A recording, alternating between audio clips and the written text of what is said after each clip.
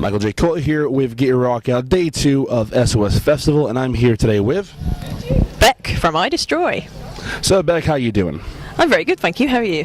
I'm doing fine. I had a few drinks, having a good time, seeing some old friends, and just having a round time with a miniature panda. So there you go.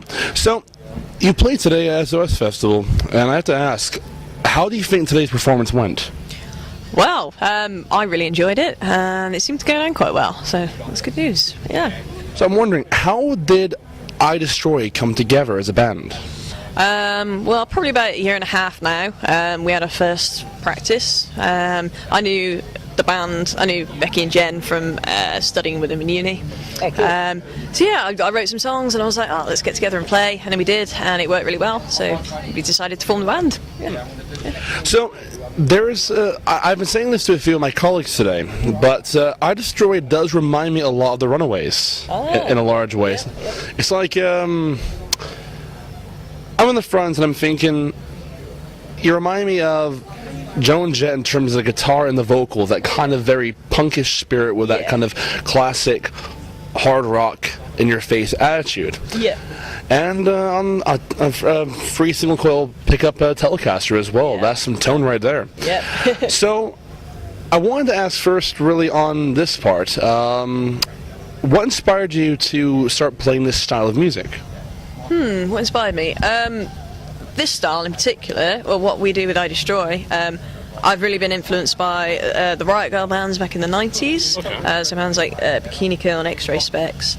There was a band called The Gossip, and they were going about 5 years ago now. Okay. And like I just went through a phase of them being my favourite band ever. I listened to all of their stuff, and then I went back and listened to what their influences were, and I just got into this punk vibe. Or this female punk vibe, basically, and that's kind of how the idea for IDestroy evolved. And obviously there's other influences. I love punk bands, I love Nirvana, I love rock music, all sorts of things, but yeah, the heart of it was from female punk Riot Girl. See, when bringing together your style and Becky's style, it's almost like Girls' School meets the Runaways in a way. Like you're meeting that kind of powerful vibe, that classic all-female idea brought together with some really interesting ideas. I mean, from looking at your set, it was full of energy, full of a lot of active ideas that really bring back a nostalgic feel for a lot of people who would have grown up with that kind of idea in the first place. Yeah. So, what was the idea behind calling the band IDestroy? Well, I wrote a song. One of the first ever songs that I wrote to be played in IDestroy was called IDestroy, and it's all about destroying things. And when we were thinking of a name for the band, we decided why not call the band IDestroy after the song we wrote. So that's it. That's where we got the name from. It's a very kind of punkish name, isn't it? Because, you know, you think of a lot of old bands that had various types of categorizing names. I mean, IDestroy is like, you expect one thing, but then you get that kind of really classic tone. So, would you say that in terms of your style, you have a variant of different ideas that go through each of your influences in terms of your writing style? Yeah, totally. I mean, there's things from pop hooks in our songs all the way through to quite heavy, rocky, rock and roll style things, and obviously the punk as well. So I wanted to be like a mix of things. And with the name IDestroy, like, I think it was perfect because we want something that's powerful and that's reflects our energy on stage, just in the name. So with how many shows has the band now done in the span of the time since coming together? Well, since releasing the EP back in February, I think we've done about 50 shows. So it's been it's been pretty hectic, pretty crazy. But it's good. It's what we like doing. So what do you think keeps you going in terms of playing this music? And as well to that question, I'm wondering, how have people reacted to the shows, these 50 shows, in different ways? Well, it's all been really good, really positive, actually. Well, we sold out CDs today, for example, so that's pretty good. There we go. Yeah, I think it speaks for itself. But yeah, no, it's been great. It's just been, we love touring and we love going to new parts of the country, and well, we went to Spain last month as well, and did a festival there, so that was brilliant. Yeah, it was amazing. It was a place called Isla Cristina, which is near Seville. Yeah, it's yeah, it's a really nice place. And, yeah. So it went down really well there, and yeah, it's great. So, what plans does the band now have after SOS Festival? We've got a couple more shows left for the summer, a couple of festivals, and then after that, I'm going to be just writing, constant songwriting, go back into the studio for the next release. Yeah. That's pretty cool. Any ideas so far as to what we're going to call it? No. Well, I do, but that's a secret. Because you gotta wait till then, don't you? Huh?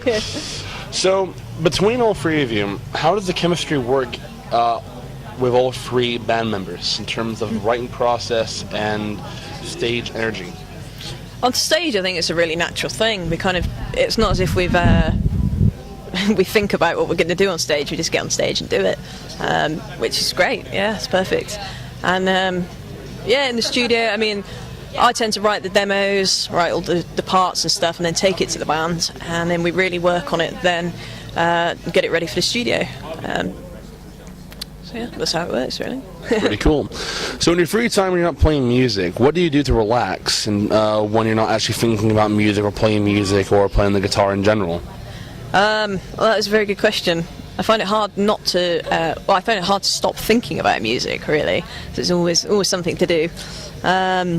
But I enjoy running and trying to keep fit, really, and that normally takes my mind off of things. I mean, I enjoy a bit of shot put.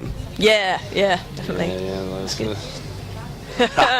So what was it about the Telecaster with the free single pickups in general that attracted you to it? Because with a lot of this kind of sound, people mainly go for a very solid humbucker tone, and they normally go for something like maybe in following steps. Some people go for a Les Paul Jr. or they go for a Stratocaster. But what was it about the configuration of the Telecaster with the free? I noticed you have three individually different single pickups. And I'm wondering, what was it about that guitar that drove you to it? Well, it's just personal taste, really. I've got a Les Paul at home, but I don't like the tone as much as I do for the single coil. I just think my guitar's a beautiful guitar, so yeah. I've got a Les Paul myself, Les Paul Custom. So, last two questions, really. Top 5 musicians who have influenced your style. Who would you say they are and why? Wow. Influenced my style. I'd say Carrie Brownstein from Sleater Kinney. Great guitar player. She plays with real raw energy. So definitely her. Okay. Kurt Cobain. I mean, it's Kurt Cobain. Genius. I'd say Hendrix as well. I mean, there's not a lot of solos and stuff in the songs, but the bits that are... Yeah, kind of groovy-esque, kind of... Yeah. I did notice in the first two songs, you did pay a lot of attention to the first and second strings in terms of adding that little sound difference, giving something, when you're holding the guitar in the air, you're giving that light to the top to the second fret, you're giving a nice little bit of energy there. That's a bit of difference. Definitely, yeah, that's true. Who else? I'd say Jack White. For me, I absolutely love Jack White. I love his playing. Yeah, I saw him play at Glastonbury a few years ago, and it was just amazing. It was so good. His whole band were just really tight. The way they jammed out some of the songs, some of the sections, it was brilliant, really good.